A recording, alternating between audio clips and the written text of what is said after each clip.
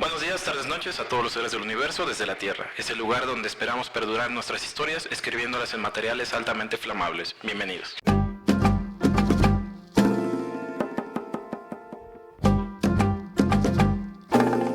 El día de hoy estoy con Alex Pacheco, quien es founder de Epic Book y es autor de 2 libros, o más, no lo sé, ahorita me lo va a contar. Es autor de La vida pasa rápido y de Emprendedor Autor. Bienvenido, Alex. Gracias, Julián. Gracias por acompañarme. Gracias por aceptar la invitación. Digo, siempre es Digo, sé que vienes de una junta y no sé si tienes una junta después, entonces voy a tratar de ser lo más acotado al tiempo. La idea de este episodio es que platiquemos un poquito sobre tu formación, sobre lo que te dedicas. Digo, has trabajado en varios proyectos padrísimos, de los que he visto solamente la publicación en LinkedIn, pero me gustaría conocer un poquito más y empezando por qué es lo que tú estudiaste, o sea, cuál es tu formación académica, pues formal, por así decirlo.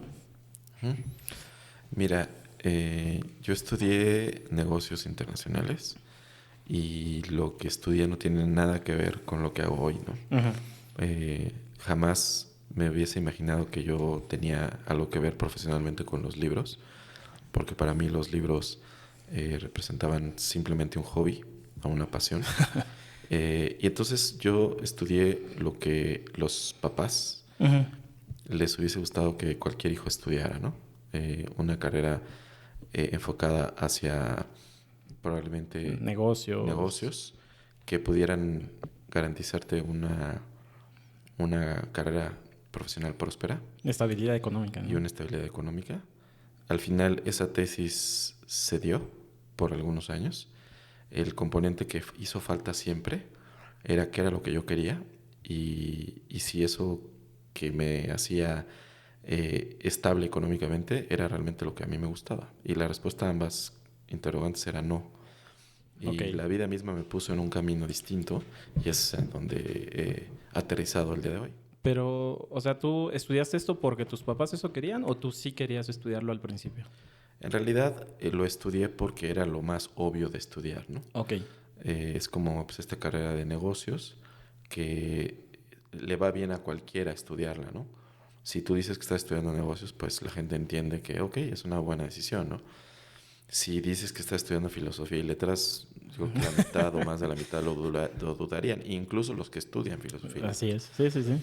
Entonces creo que era una carrera muy obvia y para mí muy cómodo el tomar una decisión que solapaba mi indecisión ante qué estudiar y sobre todo era una muy buena cortina de humo para no tener que confesarme ante nadie de que en realidad no sabía qué iba a hacer de mi vida. Ya. Era una carrera muy cómoda para eso. Ajá. Pero, digo, ¿cuánto dura la carrera de negocios? Es una carrera de 4 años. 4 años. Después ¿En dónde? En la Universidad Tecnológica. Ah, Después hice una especialización o varias en cosas que más o menos tenían que ver. En el TEC de Monterrey, por ejemplo, un diplomado de manejo y administración de proyectos. Y luego hice una especialidad también en negocios, ya más hacia una maestría. uh-huh. Pero todo tenía que ver con negocios, todo tenía que ver con project management. O sea, seguías alimentando Seguí tu mentira, alimentando ¿no? eso, pero ahorita sí ya con un sustento un poquito más profundo porque ya tenía un trabajo Ah, ya. que tenía un poco que ver con eso. Lo justificaba un Se poco, ¿no? justificaba un poco más, ¿no? Digo, en tu LinkedIn vi, trabajaste en American Express, Así es, trabajaste en Expedia, así es. en Amadeus. Sabre En Sabre y en Amadeus. y en Amadeus. Bueno, Sí, sí, todas las mayoristas, ¿no? así es. Ese trabajo que desempeñaste, ¿cómo llegaste a ese trabajo? Porque no necesariamente es administración de negocios, ¿no? Claro. Lo que desempeñabas ahí, ¿o sí? Claro, ese es precisamente la base o la esencia de una carrera tan ecléctica como administración de negocios, ¿no? Uh-huh. Te puedes prácticamente colocar en cualquier lugar y como que todo le cabe, ¿no? Es decir, no es un oficio per se como decir soy ingeniero civil, Ajá. soy programador en sistemas, ¿no? Incluso soy contador. Como que el área de acción en esas 3 carreras que mencioné tiene estrictamente que ver con el oficio y con la habilidad que desarrollas. Uh-huh. Es decir, estudio una carrera de negocios es básicamente decir, estudio algo para ver qué me cae, ¿no? Eso es un poco como yo lo veo. Trabajé en American Express, que fue pues mi primera escuela, ¿no? Profesional. Yo creo que por suerte trabajé ahí, porque realmente no sufrí en conseguir un empleo. Yo creo que era un poco pesimista la visión que teníamos en la universidad y creo que en general más o menos el espíritu que se sentía es que mucha gente termina manejando un taxi, que para qué ¿Ah, sí? te preparas en esto. O sea, en tu carrera, en tu Ajá, curso, eso ajá. decían. Y era una escuela privada, ¿no? Wow. No es que a nosotros nos fuera a pasar, pero como que eran muy común las historias de, no, está muy difícil allá afuera. México venía de una crisis unos años antes del 94 que le cambió la vida a muchos mexicanos. Sí. Entonces, el hecho, o sea, la historia de que hay una persona que se gradúa de una universidad y no consigue trabajo y termina manejando un taxi, era una historia que se parecía a la de cualquiera, ¿no? Que a cualquiera le podía tocar, Sí, ¿no? claro. Entonces yo venía con un poco ese pesimismo de, ¿seré yo ese caso, esa persona, ¿no? Hay siempre una escena en una película donde está una persona sentada en la parada de un autobús, eh, haciéndose preguntas acerca de su vida, hacia dónde ir y hacia dónde regresar, sin un rumbo. Ujú. Y esa escena de esa persona en el autobús, creo que mentalmente yo fui por muchos años, ¿no? De saber hacia dónde me iba a llevar esto. Y finalmente llegó una oportunidad bastante rápido de trabajar en American Express, en donde hacía algo que tenía que ver con un poco de tecnología y turismo, pero desde la parte más administrativa, desde el Ajá. business side Ujú. de esa actividad. Y fue una cosa de suerte que yo haya caído ahí. Simplemente vi un currículum, me respondieron y me contrataron. Creo que he sido muy bueno siempre para vender, eso lo reconozco, para vender lo que tengo y lo que quizá ni siquiera tengo. O sea, es tu fortaleza más grande. Ajá. Ok. Y entonces eso me ayudó, me abrió la puerta, terminé ahí, muy cercano a terminar la universidad. Y se convirtió en una gran escuela para mí profesionalmente. Y ahí me empezó a llevar a otras empresas en una línea en la que ya tenía, insisto, una carrera que estaba construyendo que me daba una cierta seguridad económica, pero nunca me hacía la pregunta de si realmente yo nací para hacer esto o simplemente fue el, el, el evento serendipity de Ujú. haber mandado un currículum y que esa empresa fue la que me respondió. Y te quedaste en esa Y me quedé industria en esas industrias por 20 años. por 20 años, hasta Expedia, que bueno, fue ahí donde te conocí hace como 8, 9 años tal vez. Exactamente, yo nunca pedí un empleo, realmente me lo ofrecieron, salvo el primero que fue American Claro. Express, de ahí me ofrecieron otro y luego otro y terminé en el último lugar donde laboré para alguien en Expedia. Y realmente ese empleo cambió mi vida por varias razones. La primera es porque conocí gente que nunca me hubiese imaginado que existía en el ambiente laboral. Pues siempre trabajé con amigos mexicanos que veía en, pues en las fiestas de Navidad. Y cuando trabajé en Expedia, yo era el único empleado, el primero de los primeros empleados en Latinoamérica. Y literalmente todos mis amigos eran de otros países. Ah. Entonces, la fiesta de Navidad era ya en Las Vegas, ¿no? Ya no, Eras la sensación, ¿no? El sí, mexicano. exactamente. Era el mexicano, ¿no? Que tiene que vive en un país exótico en donde cualquier cosa puede pasar, ¿no? Ujú. Desde de pronto nacer un unicornio y de pronto también lidiar con un cartel, ¿no? Sí, sí, sí. Del narco. Entonces era como la visión que yo daba ahí. Y esa empresa empezó sin quererlo y sin yo saberlo, empezó a empujarme hacia lo que terminaré haciendo después, que es esto. Ajá, ¿cómo diste el brinco? Porque digo, bueno, te voy a dar mi perspectiva de cómo yo te veía cuando trabajábamos. Porque bueno, yo estaba con Gio, un amigo, que hicimos una empresa de hotelería y conocimos a Pacheco porque pues, eras de los pues, expertos que había en México, ¿no? De la industria. Y justamente te invitamos para platicar, bueno, Gio te invitó a platicar, después platicamos sobre temas de tecnología, etcétera. Incluso te fuiste una vez con nosotros a Bacalar. Increíble experiencia. Increíble. Eh, Y te veía, y yo te veía pleno. O sea, te veía pleno, parecía que tenías un equilibrio en tu vida, ¿no? Porque hacías ejercicio, comías bien, tu trabajo, pues, digo, parecía que lo disfrutabas, ¿no? Digo, no sé, ahorita, sí lo disfrutabas, tal vez sí, pero parecía que lo disfrutabas mucho y que todo estaba bien. Ganabas seguramente bien y todo parecía muy bien. Entonces, ¿por qué migras de viajes, que es la industria donde estabas y donde ya habías pasado 20 años? Digo, puedo entender un poquito porque yo estoy como en ese momento de transitar, pero tu momento, ¿cuál fue para decir, pues sabes que sí tengo esto que me da seguridad, que me da estabilidad, me da prestigio, porque digo, al nivel en que estabas te da prestigio, y me voy a pasar a escribir libros? Que digo, no solo escribes libros, pero vamos a detenernos ahí, ¿no? En el primer suceso que es escribir un libro. Correcto. ¿Cómo diste el brinco a eso? Eh, de todos los trabajos que tuve en esos 20 años, Expedia se destaca por varias razones. Cuando yo nunca me hacía la pregunta de esto es para mí o realmente soy feliz, porque eso era lo que era la vida. O sea, para mí, pues esto es lo que me tocó. Me las empecé a hacer estando en Expedia. Ok. Y Expedia me abrió esos ojos. ¿Por la gente que conociste, tal vez? Una parte por la gente que conocí, me di cuenta que había muchas maneras de vivir la vida. Mientras en México la forma en la que yo había aprendido a vivir la vida era a demostrar que económicamente te va bien. Ujú. Porque en American Express la gente presumía corbatas de $400. Y entonces si tú no tenías eso era como, ¿qué te pasa? Y mis amigos en general eran el que compró el coche, el que... Entonces esos trabajos estuvieron bien, porque eso era lo que me daban, ¿no? Claro. En Expedia era distinto. En Expedia se valoraba más la vida, se le valoraba más el tiempo personal. Entonces había gente que iba a las juntas de jeans y playera versus... y además, nada de marcas, nada de demostrar nada. Había muchos programadores de India, de Europa, de...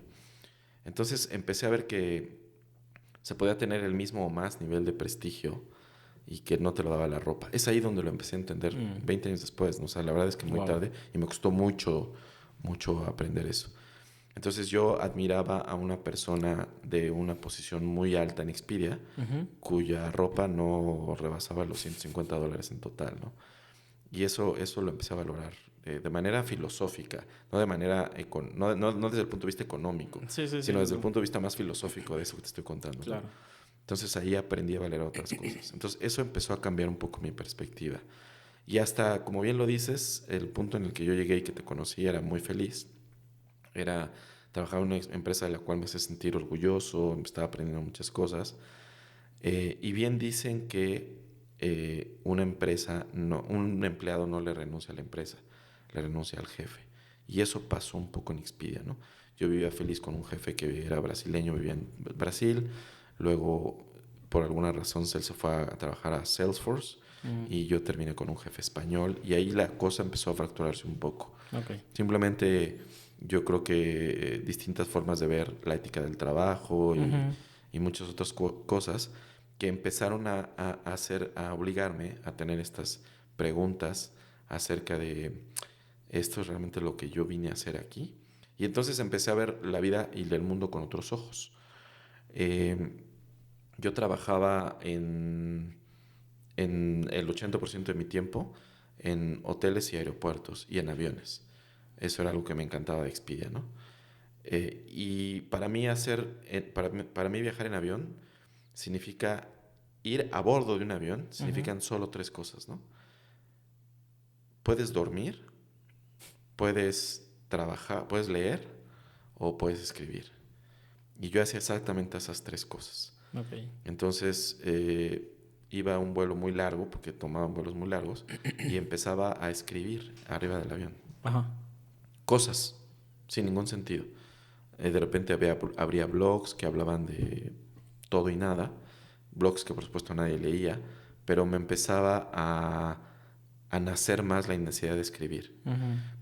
Compraba muchos libros en Amazon, entonces leía muchos libros y Expedia me daba el tiempo para hacer esas tres cosas. Y de repente viene un evento que detonó un cambio mucho más profundo, que fue un divorcio.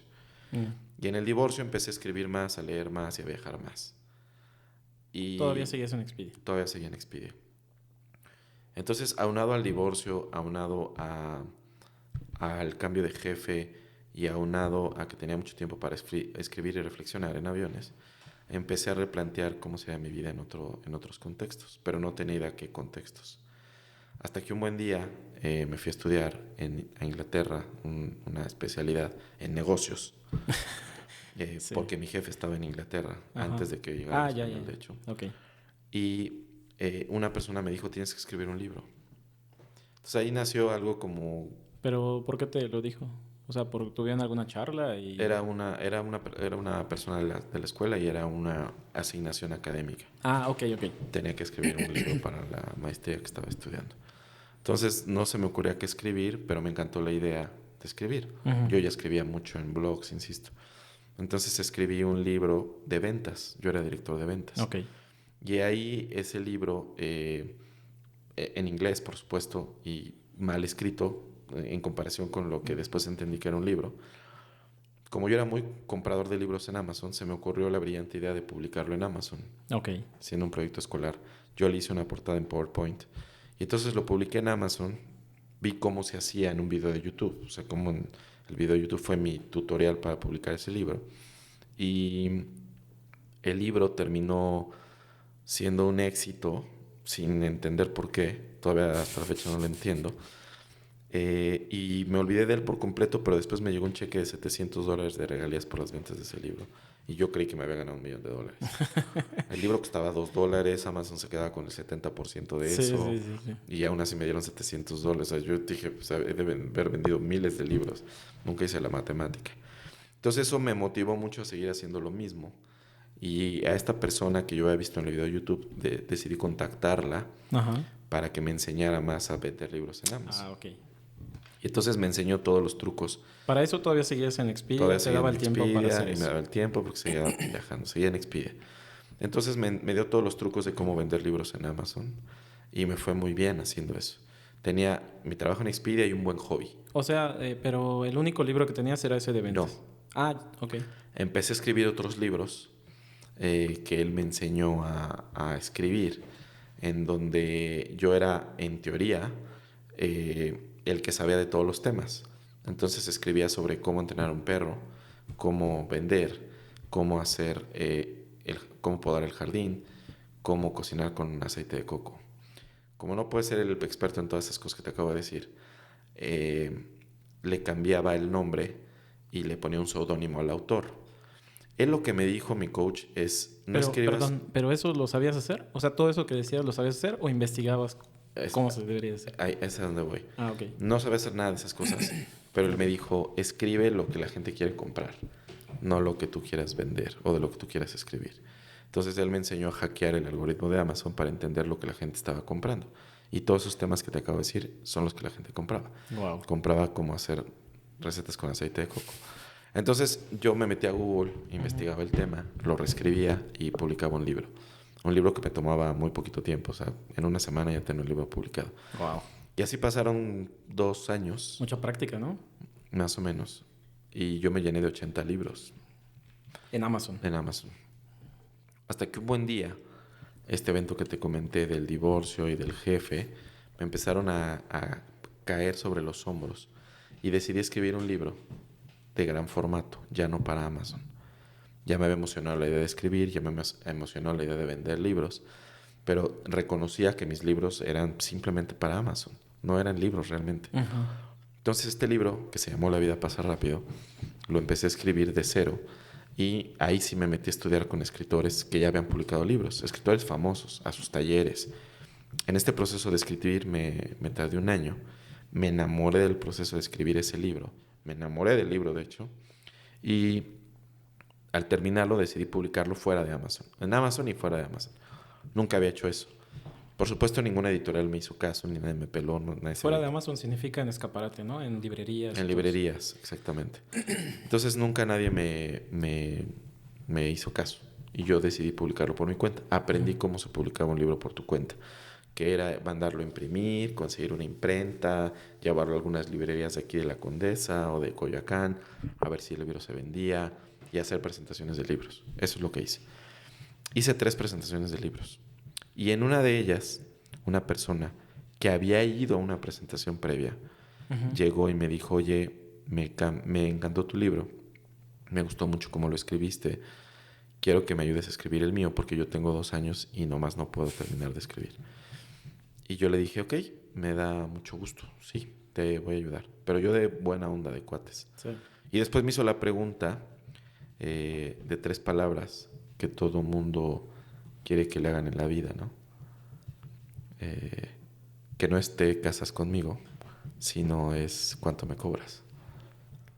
Entonces, ya. Y yo, ella ya, me preguntó cuánto me cobras por hacer eso. Ok. Y yo dije, ok, me está queriendo pagar por esto. Y ahí nació, ahí fue el génesis de algo que eventualmente se convertiría en Epic Book.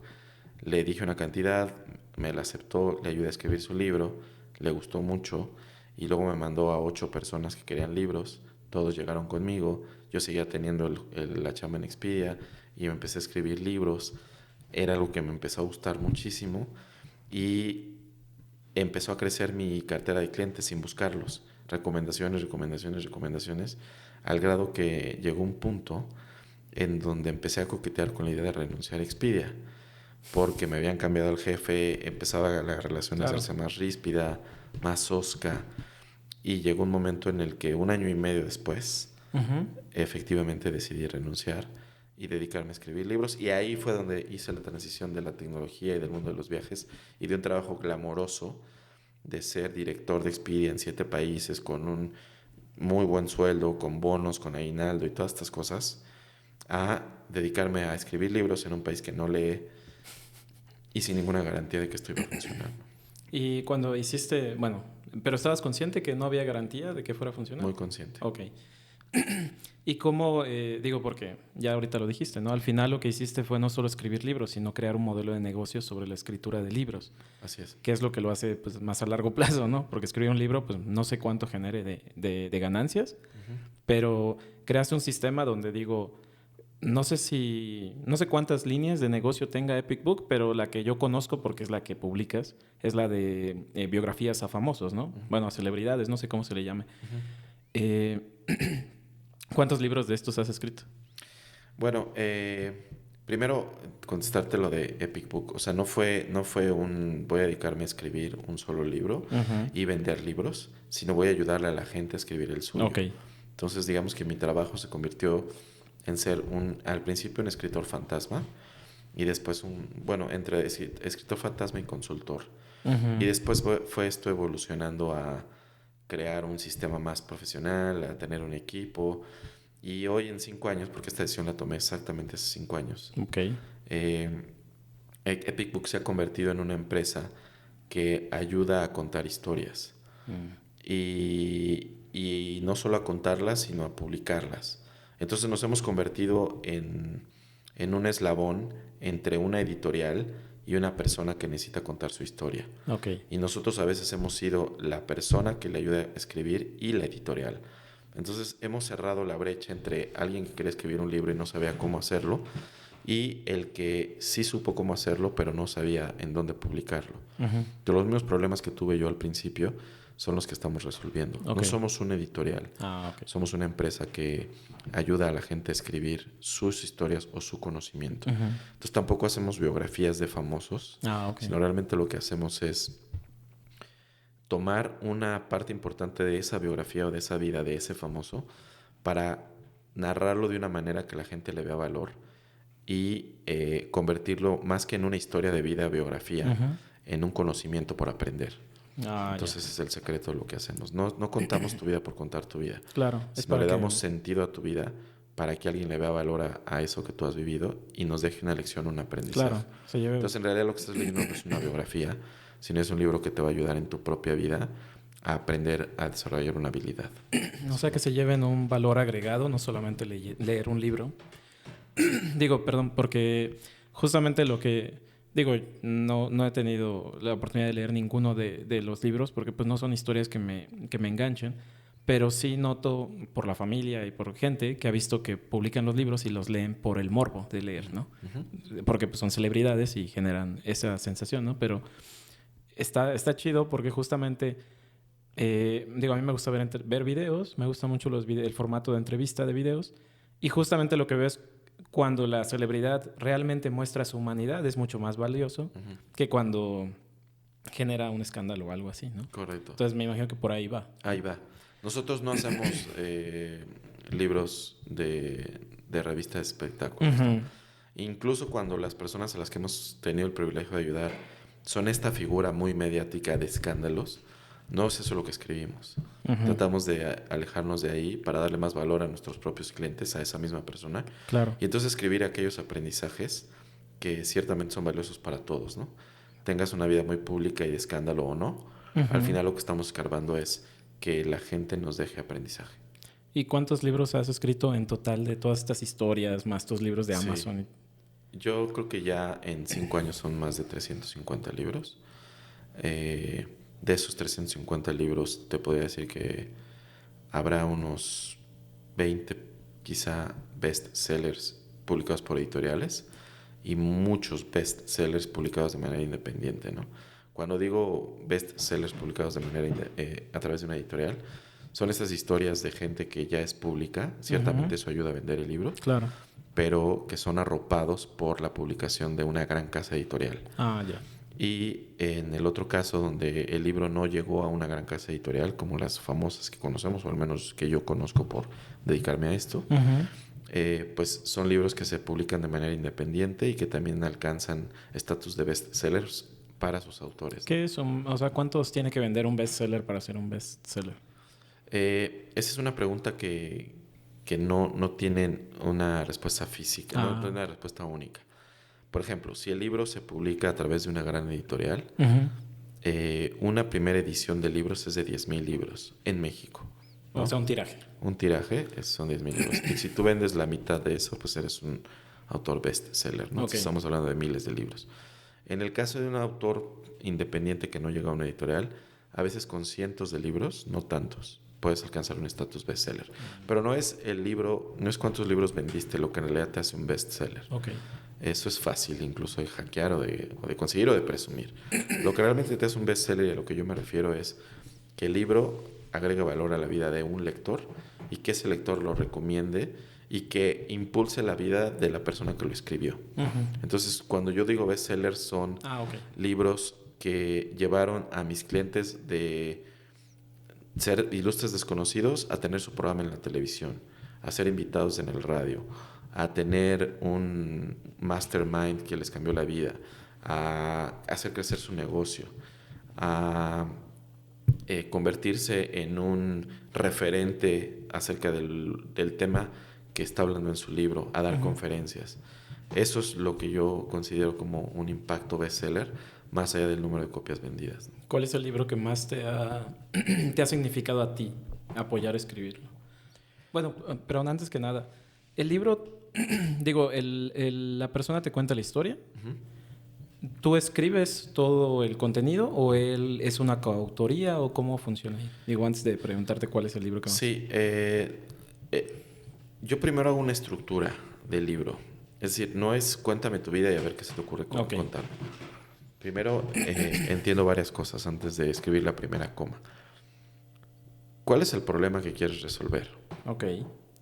O sea, no es tu vida. Es ¿cuál es el mensaje que me quieres dejar? ¿Cuál es el problema que estamos resolviendo con tu libro? ¿Y cuál es la audiencia de este libro? Son como las 3 preguntas que yo siempre me hago. Y de ahí resulta de ese diagnóstico nos da un resultado.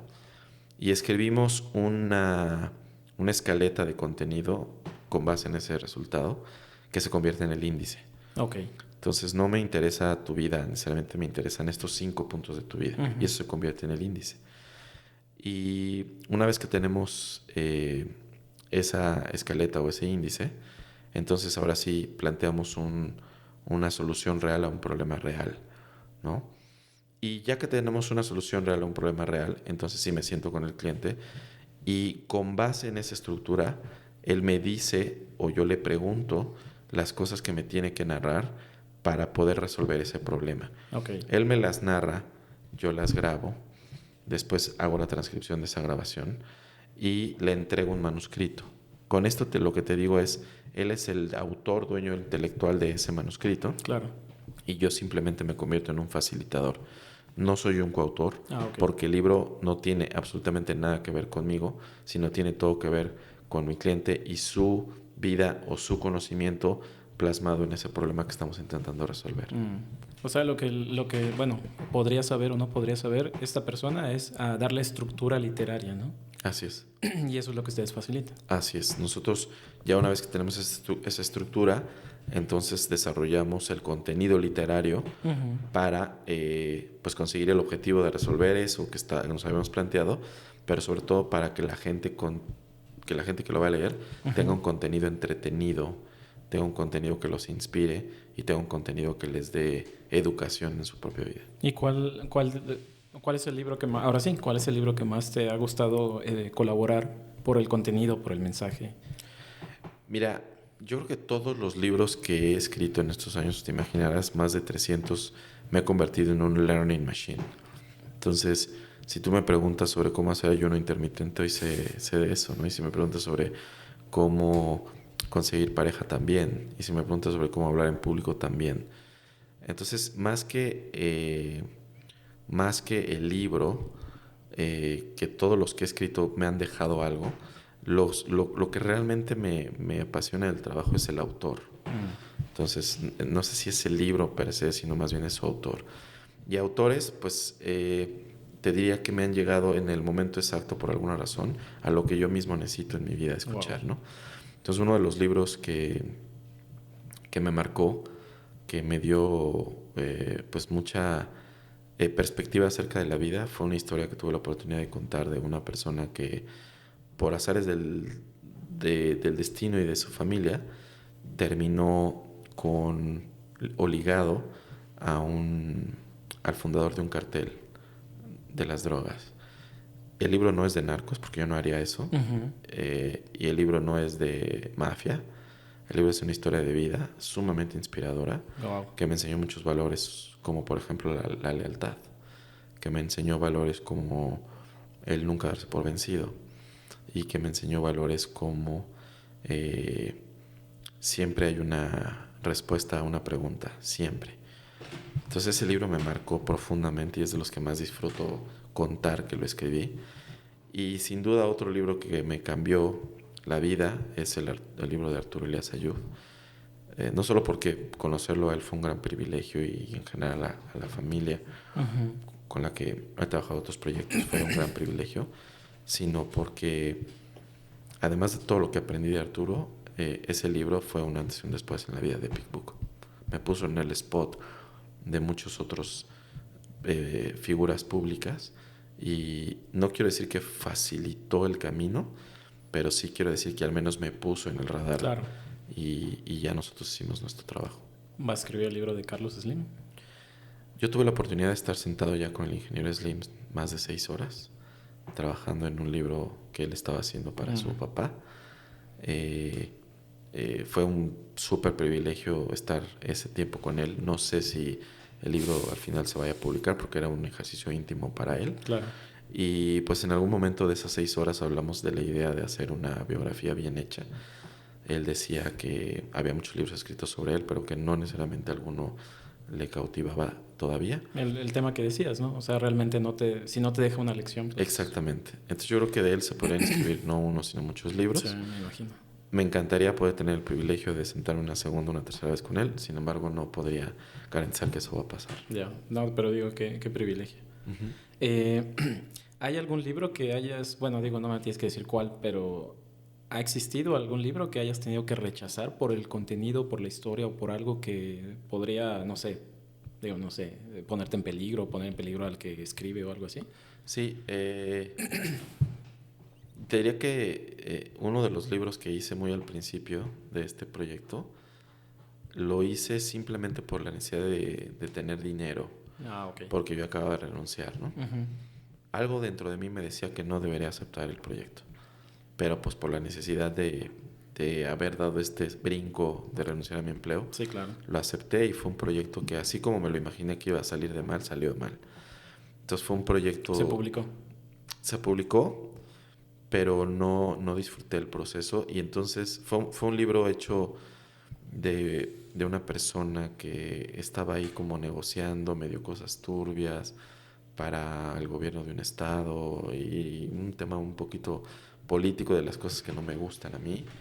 Fue muy incómodo ese proceso, además de que yo estaba aprendiendo. Creo que también o sea, yo no soy nunca el víctima que echa la culpa a los demás, creo que yo también cometí errores en ese proceso. Claro. Y entonces ahora decidí que no voy a hacer libros que no sienta una pasión por escribir. He rechazado varios proyectos, no sé si muchos, pero sí varios, Sí. que tienen que ver con escándalo o que tienen que ver con narco o valores que no creo que van conmigo. Y prefiero abocarme, así sea una historia, con todo respeto, muy mundana, de una persona que pues, luchó en la vida y salió adelante, como muchas. Claro. Creo que tiene más valor escarbar cosas de ahí que la vida de una persona que es súper exitosa, pero ha conseguido ese éxito de una forma en la que simplemente yo no comparto y no quiero juzgar nada. Claro. Entonces, de ese tipo de proyectos yo me alejo. Ya. ¿Y qué consideras tú que es lo más... Digo, hay mucha gente que quiere escribir un libro. Me decías de una persona que llegó contigo que no podía después de 2 años. ¿Qué consideras? ¿Por qué crees que la mayoría de la gente no puede escribir un libro? ¿Es un tema de disciplina? ¿Es un tema de conocimiento? ¿De qué sería? Yo te voy a decir cuál es el secreto más importante de ser una persona capaz de escribir un libro. Okay. Y es un secreto tan obvio que incluso todo el mundo lo desestima. El primer paso para escribir tu primer libro es, ante todo, ser un gran lector de libros. Si tú no eres un lector de libros, jamás vas a ser capaz de escribir un libro. Tienes que ser un apasionado de leer para que en primera te motive a escribir tu propia historia, ¿no? Entonces, creo que más allá de la parte técnica o de la disciplina, lo que sí tienes que ser es un apasionado por leer.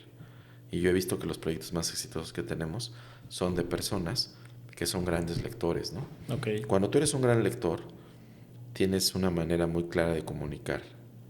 Y el principio más evidente de un libro es que te sepas comunicar de manera escrita. Es muy diferente comunicarte de manera verbal, claro, que saber escribir un texto que se entienda, que tenga una elocuencia. Y eso solo te da, esa claridad mental, solo te la da ser un gran lector. Tú dirías que es... Digo, porque yo recuerdo en la universidad leía mucho menos, ¿no? Pero yo siempre decía que yo no leía, pero leía demasiada información. En internet, por la industria en la que estaba, leía muchas cosas y poco a poco me fui metiendo a leer otro tipo de cosas en internet, pero no libros formalmente. Entiendo que los libros tienen una estructura y obviamente es más largo que una publicación que puedas leer en internet. Me decías lo de que escribías en blogs, ¿no? Pero es muy distinto escribir un blog post a escribir un libro de más de 200 páginas, ¿no? En México, que tenemos esta poca cultura de lectura, leer estos contenidos en internet, de cierto modo puede darle a una persona suficiente background como la persona que lee libros, o no necesariamente. Es una muy buena pregunta y yo te diría que sí. Okay. Lo importante es leer. La verdad es que antes yo tenía una idea errónea con respecto a los libros. Okay. Creía que en realidad el único libro que vale la pena leer es el libro del gran escritor que escribe novela o ficción. Ah, ok. Y de hecho pensaba que los libros de autoayuda son todo menos de autoayuda, ¿no? Y hoy creo que hay sus excepciones, ¿no? hoy creo que leer todo lo que puedas leer es autoayuda. O sea, hoy creo que todo es autoayuda. ¿Te estás dispuesto a, sí, a decodificar? sí. ¿No? Y puedes hacer, se va a escuchar incluso burdo lo que te voy a decir, pero puedes hacer todas las bromas que quieras del libro vaquero. Todas las que tú quieras. Sí. Es preferible leer el libro vaquero que no leer. Ok. O sea, es preferible leer un artículo, una documentación técnica, si tú quieres, de de un programador que está buscando respuestas o cómo hacer algo, Ujú. pero ya el hecho de leerlo te obliga a expresar esa idea que leíste de una manera mucho más clara, mucho más higiénica. Ujú. No es lo mismo verte un video que Claro. leerlo un libro y entenderlo y luego interpretarlo. Entonces yo te diría que el principio es ser un gran lector, de lo que sea, pero ser un gran lector. O sea, tener el hábito de leer. Leer en un libro, leer en internet, pero Ujú. leer. Ese sería el principio. Ujú. Y luego de ahí, no es que ya te dé eso la estructura para leer un libro, porque ciertamente el libro tiene su forma y tiene su fondo. Pero ¿cómo se escribe al final un libro? Te voy a decir cómo. Se escribe párrafo a párrafo, página a página.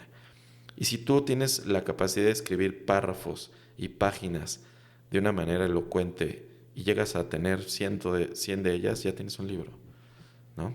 Entonces, ¿hay un conocimiento técnico para escribir un libro? Sí, pero creo que la gente que es capaz de leer y entender sus ideas y después poderlas escribir gracias a esa claridad mental, entonces será una persona capaz de escribir un libro. Y de las historias que escribiste, ¿hay alguna parte que, digo, ya me contaste que hay libros que no resultaron bien? Bueno, un libro que no resultó bien, la historia no te cautivaba, pero en las historias que has tenido que escribir, ha habido como partes que te cuentan que tú dices, eso no puede ir en el libro porque, no sé, va a causar controversia, va a perder el sentido del libro tal vez, va a causar más controversia que realmente dejar un mensaje. ¿Te ha pasado? Cierto. Sí me ha pasado y de hecho es parte de mi trabajo convertirme en este curador de la esencia del libro, ¿no? Yo siempre le he dicho a mis clientes que nosotros no estamos escribiendo una venganza Ok. y tampoco a nadie le interesa qué tanto odio puedas tener. Entonces lo que siempre estamos matizando es cómo cuentas anécdotas. Yo he contado anécdotas muy duras, anécdotas de abuso sexual dentro de la familia. He contado fraudes entre mejores amigos. He contado violencia física. Dentro del contenido de los libros que se han publicado. Así es. Ok. Pero lo valioso de contar eso que te acabo de decir no es dar el chisme de que fuiste abusado Claro. o que fuiste violentado, sino lo valioso de contar esa historia es sacar el aprendizaje Sí, claro. y cómo alguien que está pasando por eso puede hacerle frente a eso. Nunca es una venganza en contra del abusador y ese tipo de cosas. Sí, sí, Entonces, siempre estoy tratando de matizar y de darle un sentido muy positivo a las historias que estamos contando. que va alineado a lo que me dijiste, ¿no? Tú crees que todos los libros son libros de autoayuda, entonces escribes más libros de autoayuda. O sea, Todos los libros son libros de autoayuda, todos lo son, incluso una novela, porque es de suma autoayuda. Sí, sí, Una sí. novela de ciencia ficción es autoayuda, porque te obliga, o sea, tuviste la disciplina de atravesar las 200 y pico páginas, desarrolló tu imaginación y tu Claro. creatividad porque te imaginaste cada escena y eso te va a servir en tu trabajo. Te convertiste en una persona más elocuente al hablar, aunque no te des cuenta. Y aunque no hayas aprendido el método paso a paso para algo, el haber leído libros de Harry Potter son libros de autoayuda. Ok. Y digo, ya una vez que escribes el libro, pues sigue enfrentarte, digo, o sea, siento que en la publicación del libro te enfrentas a varios, es como un proyecto, ¿no? Hay varias etapas, hay varios hitos y cada uno es complicado, ¿no? Una vez que escribes, digo, hacen todo el trabajo de edición, cuando vas a publicar, ¿qué tan fácil es para alguien conseguir un escaparate? O sea, tú me dijiste, tú te fuiste a parar a las librerías a conseguir, ¿cómo se llaman? Presentaciones de libro. Y conseguiste que pusieran tu libro en la vitrina o en algún estante, lo que fuera. ¿Qué tan difícil es y qué tanta habilidad tienes que tener? ¿Qué habilidad tienes que tener? ¿Es una habilidad de vendedor como para lograr que ellos digan, ah, sí, vamos a vender su libro, ¿no? Sí, son dos habilidades las que se involucran en el proceso de escribir y publicar un libro. Y ciertamente una no tiene nada que ver con la otra. Ok. Una habilidad es la habilidad de poder narrar y relatar, el narrador que se convierte en el escritor y autor del libro. Esa es una. Y la otra es el vendedor del libro. Ok. Y es una habilidad completamente diferente. Dicen bien que, como todo mundo lo sabemos, el cliché de la frase romántica de la vida es: en la vida hay que escribir un libro, hay que plantar un árbol y hay que tener un hijo. Pero lo que nadie te dice es que lo que realmente está difícil es vender el libro, regar el árbol y educar al hijo, ¿no? Sí. Eso es realmente lo más difícil. Sí. Entonces, una cosa es escribir el libro, que ciertamente es difícil, y le tengo mucho respeto a la gente que escribe, porque yo sé lo difícil que es, pero vender el libro es un elefante completamente aparte, y es a veces mucho más intimidante que la tarea de escribir un libro. Entonces, si te enfrentas ante el rechazo, si te enfrentas ante la dificultad de abrirte un camino, y te enfrentas a todas esas cosas. Pero te diré algo: en cualquier cosa casi que hagas, te vas a enfrentar a eso. Sí. A lo mismo. Si pones una empresa, te vas a enfrentar exactamente Así eso. es. Al rechazo, al convencer a alguien, a intentar que tu mensaje salga a la luz. Y eso es exactamente lo que pasa con un libro. Entonces, yo no vería eso como una parte tan relevante del proceso, porque al final lo tienes que... En todos casos los tienes que En afrontar. todos casos lo tienes, y en todos casos te lo vas a enfrentar. Pero sí es una actividad distinta. Ahora, hay algo que la gente pierde de vista. El retorno de haber escrito un libro no es cuántos libros vas a vender. Puedes vender 10. El retorno de haber escrito un libro es en la persona que te conviertes al escribirlo. Y con ello me refiero que probablemente el libro te da una mayor credibilidad de lo que haces. Okay. Y entonces te van a contratar con una mayor seguridad por haber escrito ese libro. Entonces, da igual cuántos libros hayas vendido, pero a lo mejor puedes tener más clientes, más conferencias, más ser invitado a un programa de radio, ser invitado a un podcast. Y eso va a generar una reacción en cadena de muchos otros beneficios que tú no habías pensado, que incluso podrías no estar asociando al libro, pero todo tiene que ver con eso. Entonces, sí es una habilidad difícil vender el libro, pero no es el único camino para el libro. Incluso los puedes regalar si quieres. Si te intimida tanto vender, puedes regalar tu libro, pero lo puedes capitalizar de otras formas. Claro. Puedes escribir un libro y tengo los casos, puedes escribir un libro sobre cómo ayudar a los papás a evitar que sus hijos hagan berrinche. Ok. El autor de ese libro puede ir a Gandhi o a las librerías o a las editoriales y decir: hice un libro sobre cómo evitar el berrinche en niños de 0 a 6 años. Y pueden no hacerle caso y cerrarle la puerta. Pero si él va a una escuela y regala 1000 libros, te prometo que todos los papás van a estar 100% contentos, agradecidos. Y entonces el beneficio va a venir por otro lado. Va a venir porque lo van a contratar para mentoría, para cursos, para hablar en la escuela. Y si multiplicas eso por 3000 escuelas que hay en una ciudad como esta, pues entonces ahí está el beneficio, ¿no? O sea, siempre que aporte valor, como en un negocio. Por eso es que te decía que no es la historia, no es el abuso, no es es el valor. ¿Qué es lo que me vas a enseñar? ¿Qué problema me vas a ayudar a resolver? Claro. Entonces tú dirías que si alguien quiere empezar a escribir su libro, obviamente es como cualquier cosa, enfrentarse a un problema a la vez, pero el primer problema sería, entender cuál es el problema que quiere resolver, tal como en un negocio. O sea, al final la estructura pues se parece mucho. Y lo que me lleva ahí es, pues si hablamos de a nivel de negocio, hablamos de a nivel de libro, al final como resulta el proceso se parece mucho, ¿no? Se parece mucho. Entonces, estudiaste negocios y pareciera que, pues, por algo estudiaste negocios para llegar a este punto, digo, todo pasa por una razón. Y el proceso, pues, al final sí te sirve para poder escribir un libro, ¿no? Totalmente. Yo creo que acabas de darle al clavo y yo siempre lo entendí de esta forma. Al principio que empecé mi emprendimiento y que toma tiempo llegar a tener ciertos resultados, la pregunta que más me hacía era: ¿por qué no empecé esto hace 10 años? Y yo veía a mis amigos que habían emprendido mucho antes que yo. De hecho, tú nos preguntabas, ¿no? Muchas veces cómo emprender, cómo funcionan las startups. Incluso yo decía: ¿por qué yo no estoy haciendo esto? ¿Por qué no empecé tanto, no?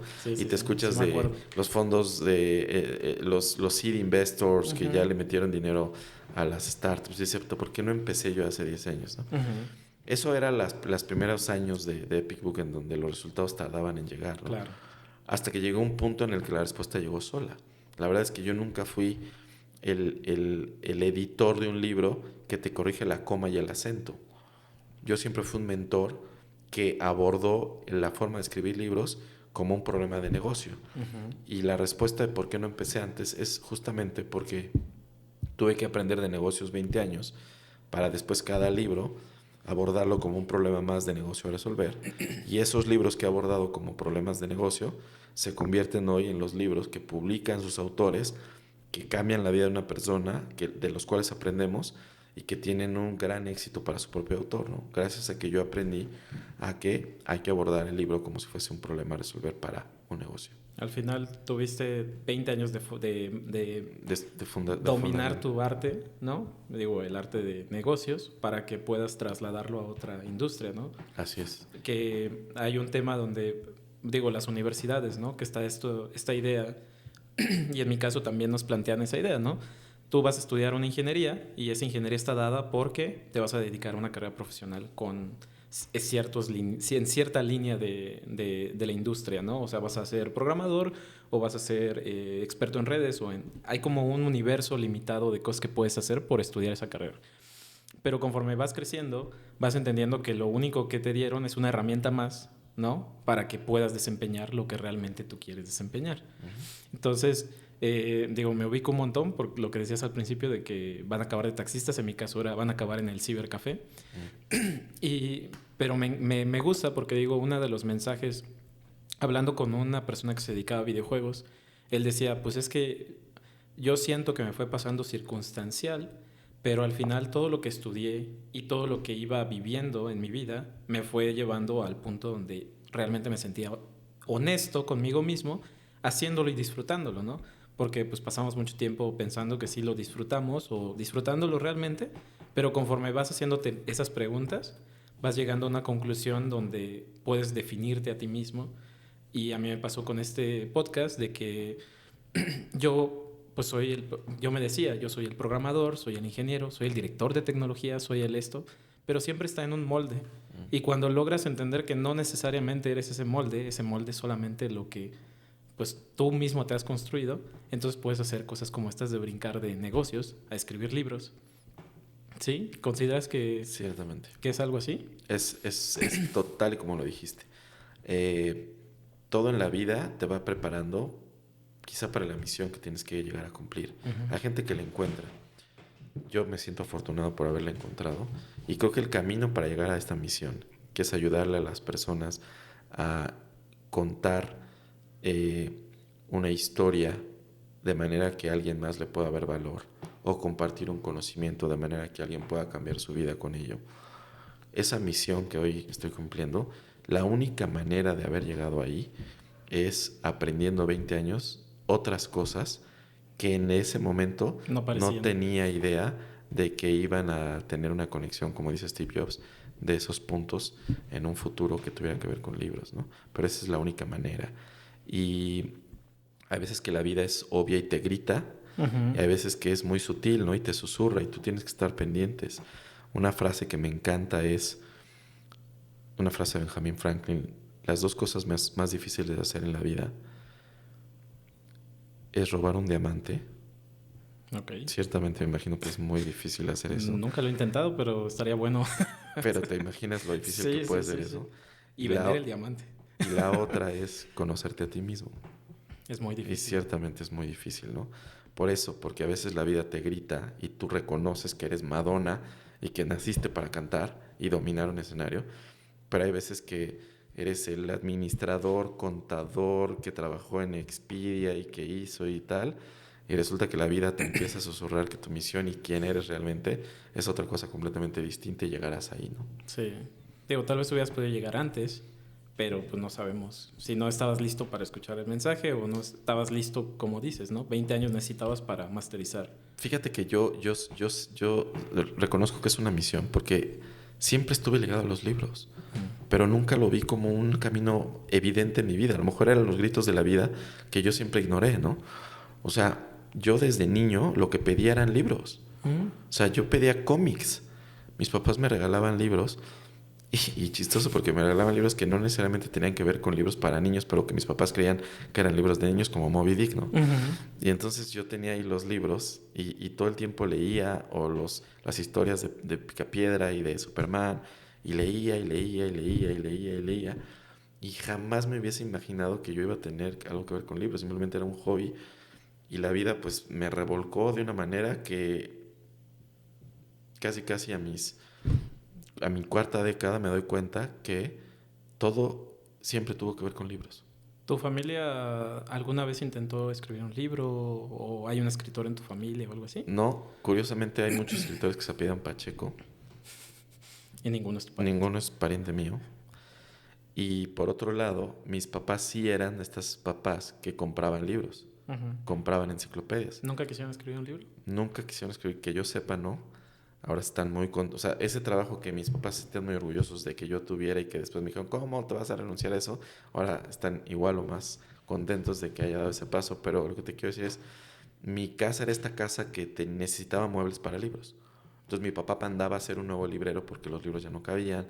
La sala, la decoración de la sala eran libros, eran las enciclopedias, la oficina de papá eran libros. Entonces siempre hubo libros, siempre hubo libros. Nunca hubo un incentivo de, pues tú tienes que dedicarte a escribir, pero siempre hubo libros. Wow. Pues digo, me da gusto que, o sea, me encanta escuchar esas historias donde empiezas en un lugar y terminas en otro, porque creo que así es la vida. O sea, al final no es una línea recta, ¿no? Hay curvas, hay líneas paralelas y es bastante complejo de poder explicarlo, ¿no? Eh, y me encanta escuchar tu historia por esa razón de que pues encontraste al final tu misión y inspira bastante, la verdad. Te agradezco mucho por contarme la historia y pues espero que esto le sirva a alguien más. Te avisaré cuando quede publicado. No te prometo pronto porque estoy haciendo todas de corrido, pero te agradezco mucho que hayas estado conmigo y pues nada, hasta aquí. No sé si quieres agregar algo más. No, nada más agradecerte. Fue un privilegio el haber compartido contigo este momento, pero sobre todo, como bien lo dice el tema del podcast, puedes estar en un lugar y después estar en otro completamente distinto. Cuando tú y yo nos conocimos estábamos ambos en un lugar completamente distinto. Sí. Y hoy estamos completamente en otro. Sí, sí, sí. Entonces, pues ahí se cumple la tesis, ¿no? A ver dónde estaremos después. Exactamente. Muchas gracias, Pacheco. Gracias a ti. Pues recuerden que nos pueden seguir en Spotify, Apple Podcast, Google Podcast, Anchor, me falta alguno, Amazon Music.